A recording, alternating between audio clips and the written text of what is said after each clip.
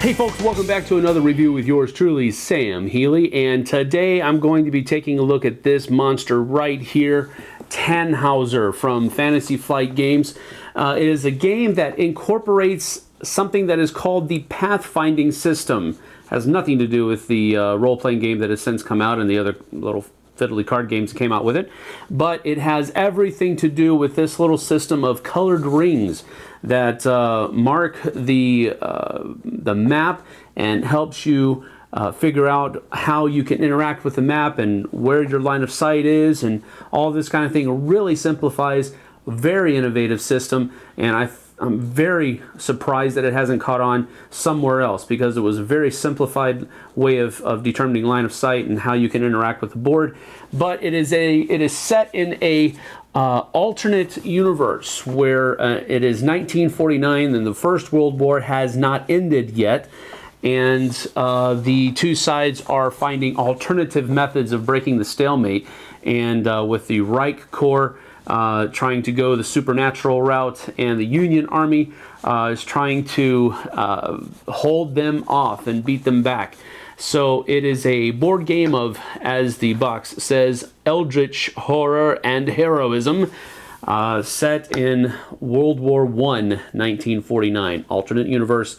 Let's take a look at it, see what you think. Basically, as you set up the game, first of all, you will choose the mode of play that you're going to use, and Tannhauser comes with the ability to play no less than 6 different modes of play, including deathmatch, capture the flag, domination, King of the Hill, an objective, and then a story where you're actually going through different pre-printed scenarios that come in the revised edition of the rulebook.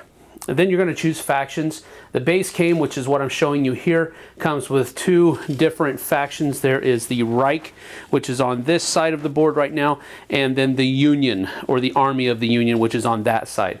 Then you would need to choose a map. The map that comes in the base game is this inside of a castle, and then on the flip side there is a catacomb map of the castle, which it would be too cumbersome to show you right now. Maybe I'll flash a picture up for you. Here it is.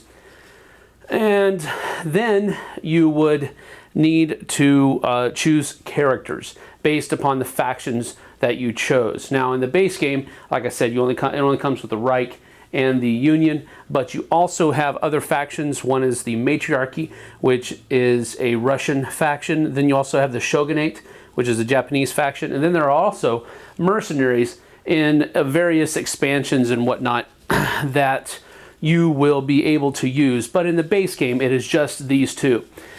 Furthermore, each team is comprised of 5 people. You can only choose 3 heroes and 2 troopers. So for example, here we have an example of a hero for the Reich.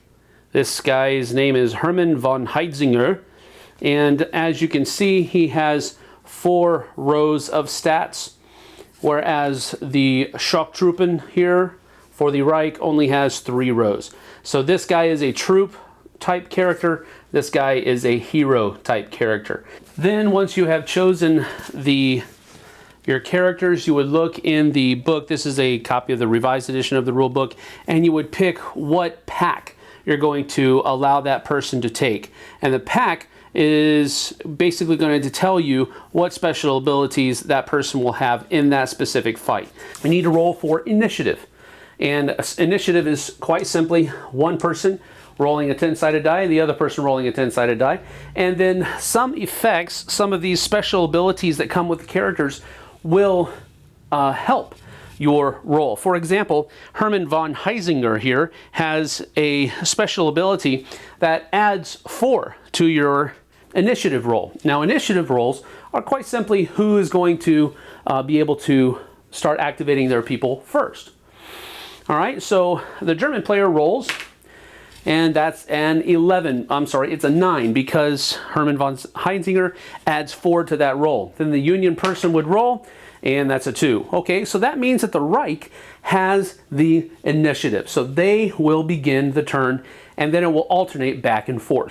Command points can be used during your turn for a number of different things. First of all, you can re-roll, set up, or initiative rolls. You can also buy extra movement points by spending a command counter. You can place a character on Overwatch. I'll explain what Overwatch is in just a moment. And then you can also temporarily increase a characteristic value on your character's sheet. You can launch a counterattack by using a command point. You can shake off a wound, and you can also introduce a reinforcement character if the scenario allows for reinforcement characters. You can use character points to do that as well. So you only start with 2. Some of these tokens that are already on the board, the crate tokens, may have more that you will find over the course of the game, and you would also be able to use those. You always start your round with 2. You might be able to find more, but you always start with 2. Any unused command points at the end of the round go away, and then you start with just 2 on the following round. All right, now as the first round begins, if you'll remember, the Reich actually has the initiative here because they beat the roll. So they can actually start activating their people first. But before they can activate characters, they do have some other choices. First thing we would do is refresh any tokens that were used. So for example, any command point tokens that were used would be refreshed. And then normally we would roll for initiative. On the first turn, you don't roll for initiative because you actually roll to see who sets up first as well. So, and that setup roll actually takes the place of the initiative roll for the first round. Then at the beginning of the second round, we're going to roll for initiative again. All right. Then after initiative is determined, each player is going to be able to choose who they're going to set on Overwatch. If we choose to set Carl Zerman on Overwatch, if someone comes into his line of sight, and this is where the game gets really cool from my perspective, in my opinion. You can see here how there are different color circles on all of these different spaces, and that is how you determine line of sight. So the spot that Carl is in has gray on one side and blue on the other. That means that he has line of sight on any spaces that include that color. All right, so if we go down here, this has orange, and all the way over to the corner over here, and it also goes the other way here as well, to this and this. And then the blue goes all the way over here. Basically, you're setting this person up so that they're not going to move, they're not going to activate in any other way, but if somebody comes into their line of sight, they're going to try to attack them. But since in this first round we don't actually have anybody on the board yet, we cannot set anybody to Overwatch. So that will be something that we take care of in round 2. All right, so since the Reich has the beginning action here, they will be able to move first, and it is your choice who you move first as the controller of the Reich forces. I'm going to go ahead and say that our shock trooping is going to get in there first. So they come in on the entry point, and then you look over here to their movement value. Now, as we look at the shock trooping's character card, we'll notice a few different things. These are the tokens that tell us what special abilities he has, which we can use this reference sheet to take a look at throughout the game. Then we also have his health dial here. Now the health dial is pointing at the top row right now. If he ever takes damage, we're going to click that thing down. So now it's pointing at the second, and if he takes another damage, it's pointing at the third, and if he takes another damage, he's considered dead and he's removed from the board. But right now we're up here and we're about to move the shock troop, and so we would look at these different things. This is the combat ability, which is a 5, stamina, mental ability, and movement. And the movement tells you how many spaces the shock trooping can move. All right, so he's moving 7 spaces. So now we go back to the board. We're going to have him go off in this direction. So that would be 1. And then because there is a red boot in this circle, that adds 1 to the movement into that space. It's just hard to move by. There's rubble in that area, and then this is a small corridor, so we have to be careful here. So that's 1, 2, 3, 4, 5, 6, and then if I wanted to, I could come in here 7. So that's his movement. There's nothing for him to shoot at or anything like that. So we go on to the Union player's turn now. Okay, I've gone ahead and fast forwarded through the rest of round 1 because quite frankly there was just a bunch of moving involved, and it didn't really get, well, it wasn't really exciting. So basically we have positioned ourselves the way that we have wanted to. Now our second turn begins. Okay, now the first thing we do is we refresh any counters that we may have used. Neither side used any command points at this point, so we don't need to refresh any of those. We both have 2 to start off with. And now we roll for initiative. So the Reich player rolls, and they add 4 to that, so it's a 12. There's really not a reason for the army of the Union player to roll because he cannot beat a 12, not even if he uses both of his command points to do so. Now, since the Reich has the initiative, they get to put characters on Overwatch first. I guess we'll put her on Overwatch just in case. So in order to show that she is on Overwatch, we take an unused token and place it below her so that we don't try to activate her as well. All right, so she's on Overwatch. Now the Union Army has the opportunity to put somebody on Overwatch, and they're not going to because they're all kind of in not good places for Overwatch ability. And so that's the end of Overwatch, and then we go on to the actual beginning of the round. Now, since the Reich have the initiative here, we're going to go ahead and get a jump start on the whole thing, and we're going to have Karl Zerman act and then move. The game of Tannhauser is very liberal as far as what it allows you to do during your activation. You can act and then move, or you can move and then act. You can move, act, and then move some more. There's really a lot of freedom in how you can do that. So we're going to have Karl Zerman here act first and then move. He's going to throw his grenade. Now grenades have a range of 5, not including the circle that the person is standing on. So we count 5 away, 1, 2, 3, 4, 5. And as long as the grenade stays on the path that has the same color as he is standing on, then it's okay. Now there's a caveat with grenade throwing, and that is the last circle that it stands in, that it's going to, called the target circle, can be a circle that is of a different color, and that's to simulate, you know, the grenade bouncing off a door or something to that effect. So if, for example, if I were 1 closer, I could have thrown the grenade here because it would have been 1, 2, 3, 4, 5, and it was only 1 outside of the circle, the circle colors that I was standing on. So if I were 1 closer, I could place the grenade here, but since I'm back here, it could only go right there, which is still okay, even though there's a door here. The doors are only cosmetic, they are not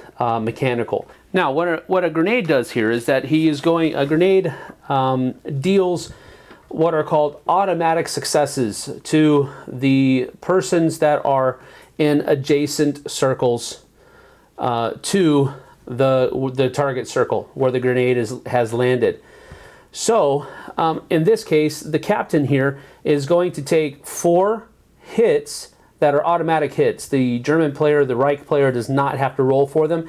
However, the captain does still get his shock roll. Now, what is a shock roll? Well, Captain McNeil's current stamina level is 5, so he takes 4 dice, 1 for each attack that's rolled against him, and he's able to roll. He has to beat a 5 or higher. So he takes the 10-sided dice and he rolls them, and he gets a 1, 3, 8, and an 8. So he blocks 2 of those hits, but he takes 2 damage. So we would come over here and click him down 1, 2 levels. Now what happens here is when this grenade is removed, rubble appears here and also where Captain John McNeil was, because there's a bunch of rubble there. A grenade just exploded.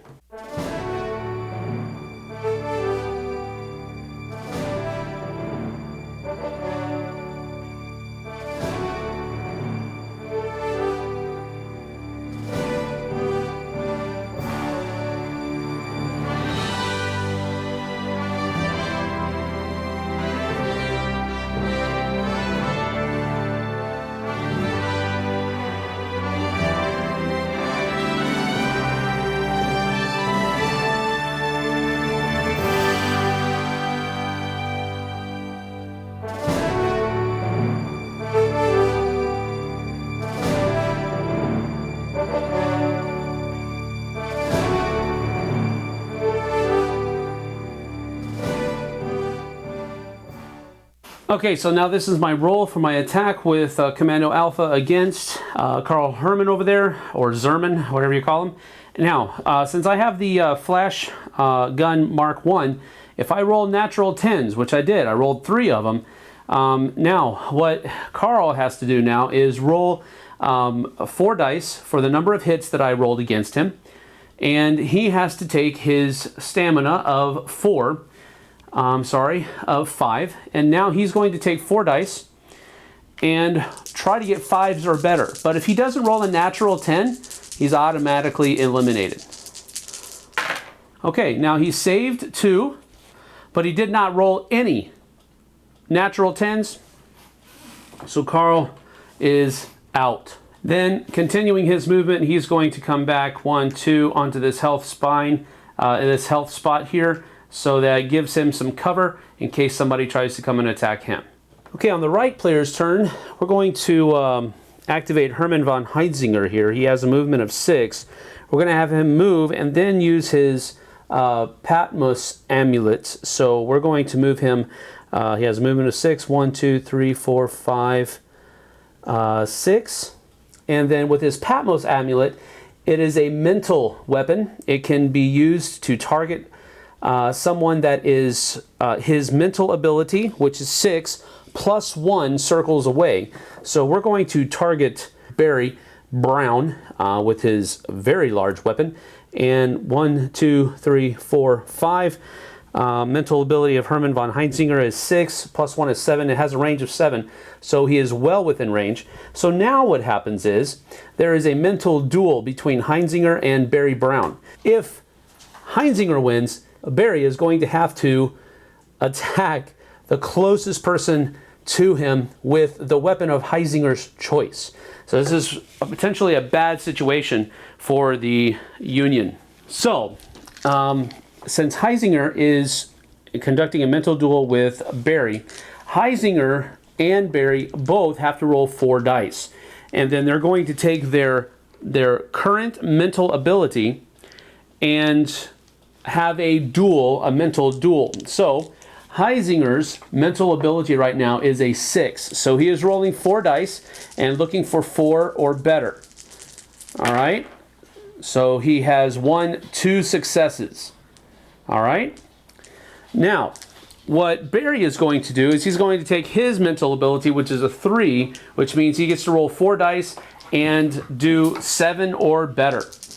And whoever has the most successes wins. So 7 or better, which means that for every one of Barry's successes, it cancels one of Heitzinger's successes. So the mental attack does not actually go through. Now it's the Union player's turn, and quite frankly, that mental attack has kind of made Barry a little antsy, so he's going to move forward and attack because that's just what he does. So he has a movement of 6. He's going to go 1, 2, 3, and now that he comes into the blue area, not knowing that Eva was there in a crouched position waiting for him to attack, she's on Overwatch. She gets to roll an attack on Barry before he gets to do anything else. So Eva Kramer takes her Mauser, and since it's a pistol, she's going to be rolling 4 dice with her combat ability of 5, so she has to roll 5s or better. So she's rolling, and she has 5s or better, so she has 2 successes here. Now the Mauser actually has a special ability that adds 2 to the result of each die. So that turns this 4 into a 6. So she actually has 3 hits instead of only 2. And then this goes up to a 3, which still misses. So now what Barry has to do is he has to make a stamina shock roll. So he takes his, which shock rolls always have 4 dice. And he has a stamina of 6, so 10 minus 6 is 4. So he's rolling 4 dice, trying to get 4s or better to resist that attack. And he got 3 4s or better, so the 3 successes were negated, and nothing happens. He doesn't have to take any wounds. So now he can continue his activation. Now Barry is going to open up on von Heitzinger because he knows now who was attacking him mentally, and that's who he was coming after. And to do so, he rolls, it is considered an automatic weapon, so it gets 5 dice to shoot, and it's going to be targeting him. So Barry is looking, with his combat ability of 6, is looking for 4s or better. So we roll, and no natural 10s were rolled, so the special ability of the flash machine gun doesn't actually kick in. But we did get 4 hits off of that roll, with this one missing.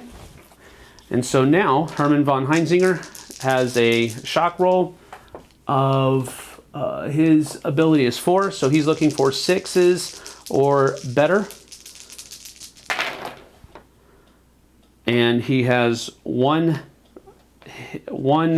success, but the other ones are not successful. So he takes 3 hits. So we come over to Heinzinger's thing and we go click down 1, 2, and 3, which puts him on the last level. And play would basically continue in this fashion until, with the deathmatch scenario, until one person's forces is completely wiped off the board. And that happens at any point in time. So that is Tannhauser. Now, Tannhauser has a whole bunch of stuff that makes up the game right now. Unfortunately, most of that stuff is very hard to get a hold of. And that's an unfortunate thing, a very unfortunate thing, because I think that this is a very neat, simple, first-person shooter style kind of simulation game that I think would appeal to a lot of different people. It's a real shame that this is out of print. However, there are still copies floating around out there. Check around. You might be able to pick up a copy here or there.